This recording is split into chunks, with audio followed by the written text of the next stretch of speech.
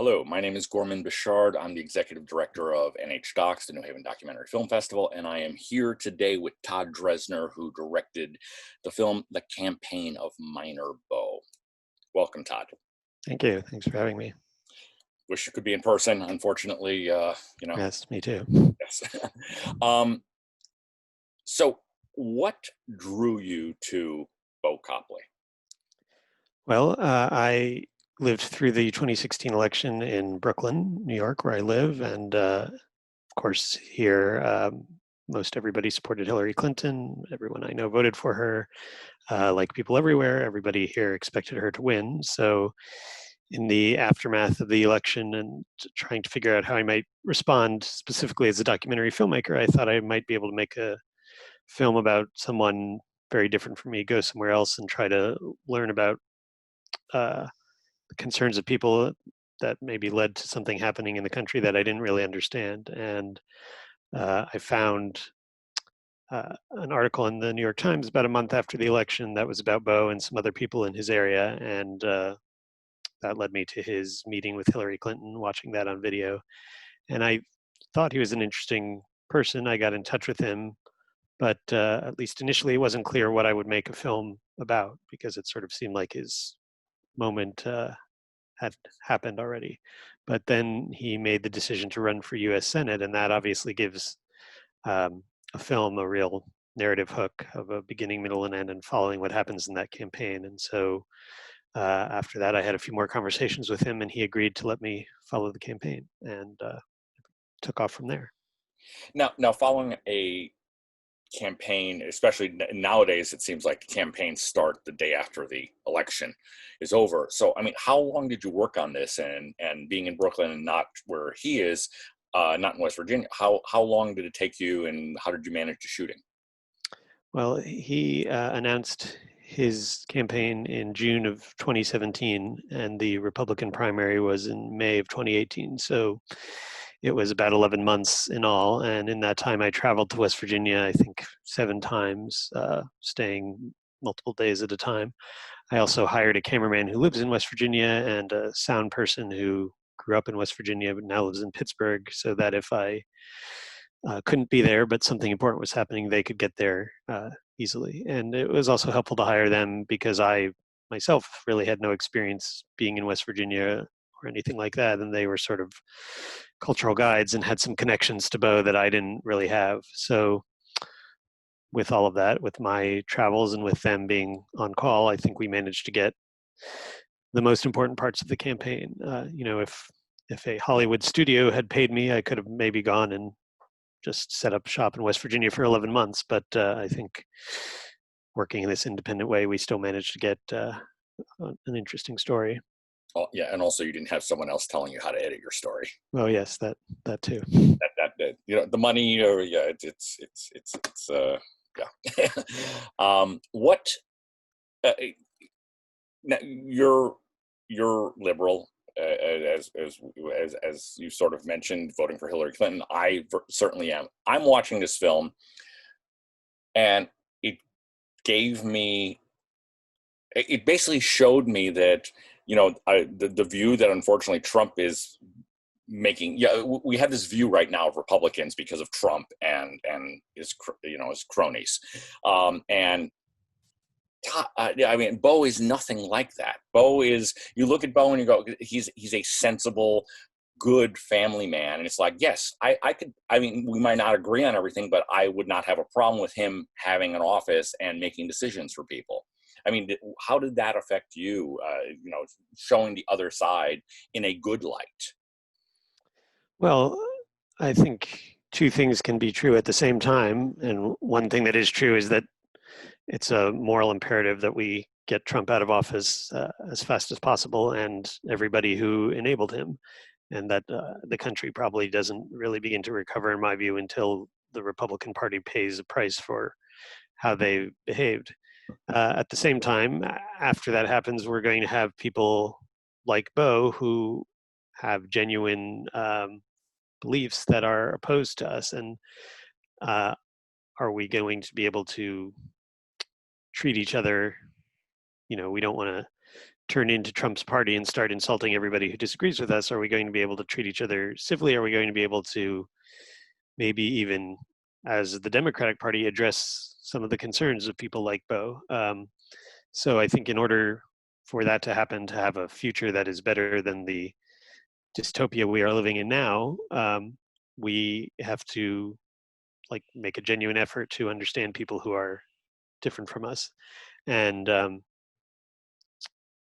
is not only different politically from me, but also the stereotype of West Virginia that you can read about or sometimes see on news reports is that everybody in West Virginia is miserable and addicted to opioids and on the verge of suicide. And, there's this stereotype of that area that when you go and spend some time there, certainly they have massive challenges, massive economic challenges and other challenges, but the people there are proud to live there. They are,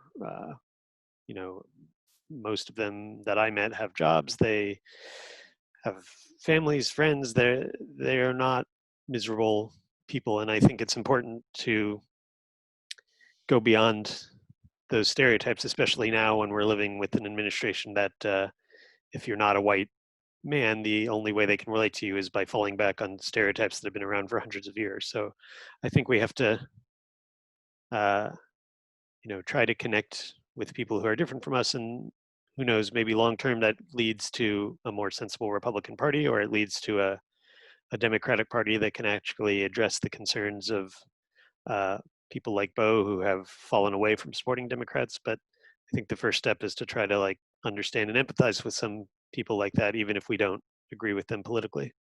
I had to say, I filmed back in 2015 a movie down in Alabama, and I was going in with the same preconceptions, of what we think about. And then you get there and everyone is very nice, and it's not what you expect. Was that like really eye-opening for you in West Virginia? I've never been really to West Virginia other than driving through. So Yeah, well, I mean, we tend to hear about West Virginia and Alabama, every 4 years or so, and when there's an election and a reporter goes to a diner and interviews some people about politics. So in your mind, you just sort of think, well, they're thinking about politics all the time, and they're uh, exhibiting their prejudices all the time, or whatever it is that you think. But like anyone, anywhere, they're living their real lives, and they're not spending all of their time thinking about Donald Trump or thinking about how to insult people who are different from them. Um, so it's kind of a trite answer, but people are people. They're living their lives wherever they're living their lives, and it's just hard in our Twitter internet age where you can so quickly dismiss someone or insult someone or own someone online.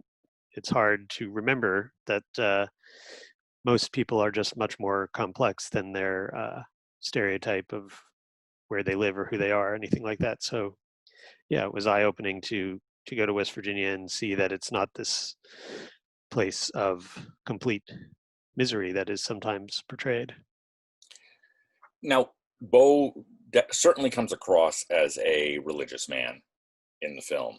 Uh, I mean, was all of that very sincere? And I mean, is that the Bo you portrayed? You really feel that if you met him, that's exactly the guy you're seeing?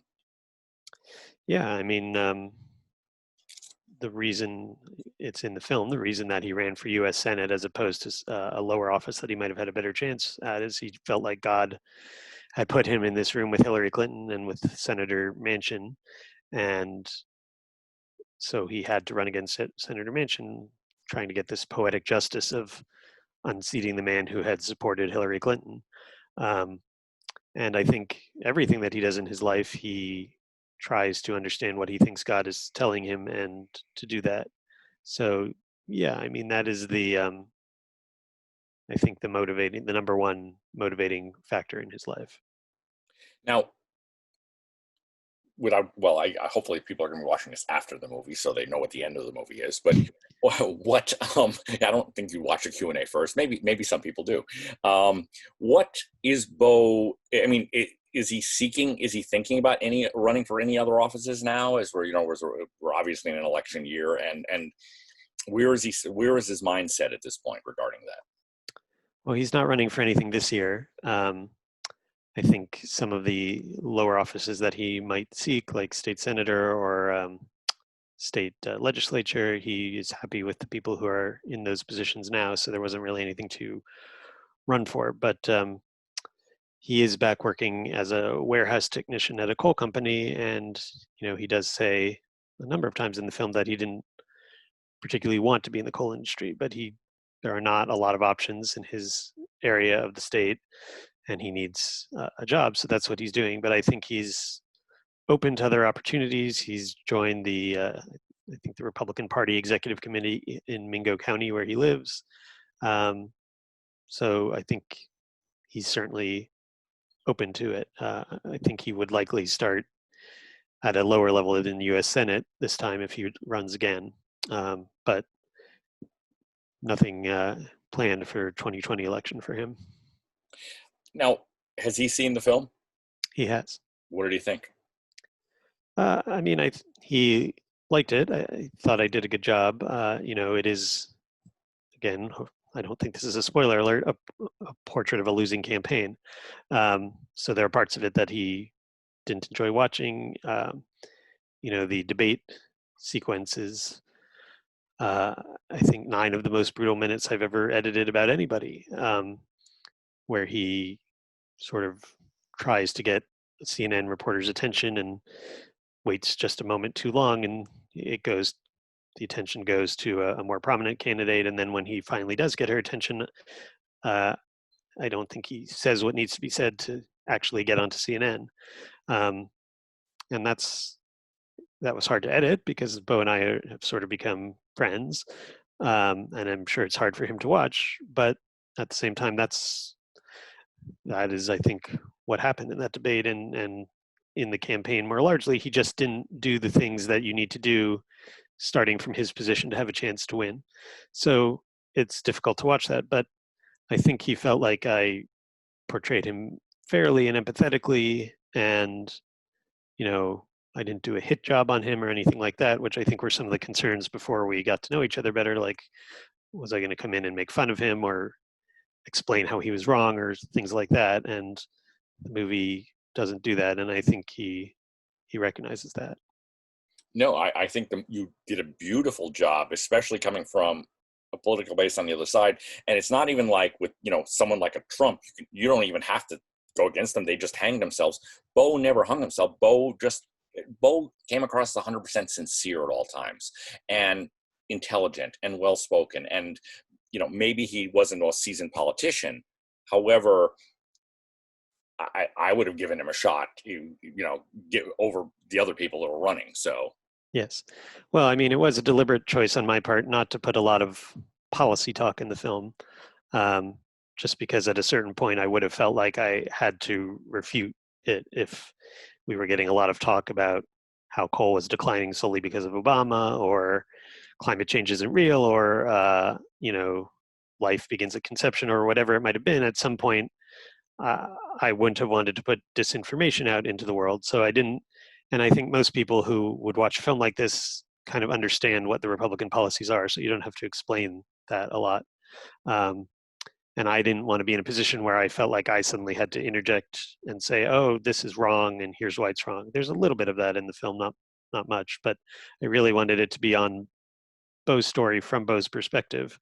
And yeah, I mean, I wouldn't vote for Bo in a general election against a Democrat, but if I had to vote in that Republican primary, then yeah, I certainly would have voted for him. Now, this is your world premiere, but what have you shown it to other people, especially other liberals, and what kind of comments have you gotten? I've showed it to some family members, some friends, some editors, professional editors who helped me in the edit, most of whom were all left-leaning, and the response has been very similar to what you said, which is just that he's a very sympathetic person and it's easy to empathize with him. And I think I got lucky in that regard. There are certainly a lot of Republicans you could find who are not so easy to empathize with, and it would be harder to draw an audience in. I think some people may be resistant to watching the film just, if they see a brief description of it, which I can understand that, every day we're bombarded with Trump and the election and everything. People may just not want to think about it much more. But I think if they give this movie a chance, they will find that this is a different sort of person than a lot of people who have been on the political scene. So Todd, was there a holy grail interview that you really wanted to get for this film that you couldn't get? Well, I tried to get Hillary Clinton because I wanted to talk with her about her meeting with Bo, and I thought I had a chance. We met her at the Strand bookstore in New York City when her book came out, and my son, his way of dealing with the election in 2016 is he wrote a list of what he called the first 100 presidents, and the first 45 were accurate, and then he made up names for the next 55, which ranged from family members to like favorite cartoon voice artists. And then number 100 was Hillary Clinton. And we figured out she would have to live something like another 150 years to make it to be the 100th president. But in any case, we wanted to show this to her. But of course, you're not allowed to hand anything to her. So we like laminated it and stuck it on a shirt of his so that he was wearing it. And so we got in line, and the event was with Chelsea as well. So Chelsea saw it first. Chelsea said, "Hey, Mom, you should look at this." And then Hillary looked at it, and she had her staff take pictures. She spent a little more time with us than she did with some of the other people. And so out of that, because they took the pictures and they were going to send them to us, I got a business card with an email address to Hillary's office. And eventually I got through and got to speak directly to one of her spokesmen, and they seemed to be interested. But, she's so busy. She's got so many media demands. She's certainly been burned many, many times in terms of being misrepresented in the media. And so I kept emailing, but eventually they just didn't respond. So it would have been nice to have, but at the same time, it is Bo's story, and it wasn't essential to the movie, but it would have been certainly interesting to hear her side of that meeting. No, absolutely. Absolutely. This is, your film is playing online. This is a very strange year as a filmmaker to debut a film, to work on it's just, let's face it, it's messed up for everybody, but what's the journey next for your film? What are your next screenings that you know of, or do you have any online streaming, PBS, anything like that? Yeah, well, the film is going to play on various public television stations around the country. There's not a national broadcast, but it's available to every station in the country. And I've heard already about some screenings that it's going to have. That's a shorter version, about 16 minutes shorter. But people can go to the website and see if it's going to screen in their area. And then I'm working with a couple organizations that try to encourage dialogue across political divides, and they're sponsoring some screenings and online discussions with me and Bo. And again, that information will be on the website. And then it's going to be released in October on the major streaming platforms, iTunes, Amazon, Google Play. So people will be able to find it. I feel like it's really relevant right now. And so I hope if you watched it here and you like it, to spread the word and let other people know that it's worth taking a look at. And what is your website? The website is minorbofilm.com. Excellent. Anything else that you'd like to say about the film or the screening or anything?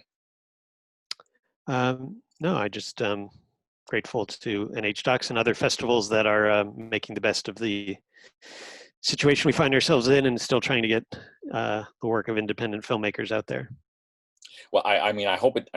I'm hoping it works. We start in a couple days. I would think by this point everyone has streamed everything they could possibly stream on Netflix and Hulu. So yeah, hopefully we give them a nice alternative.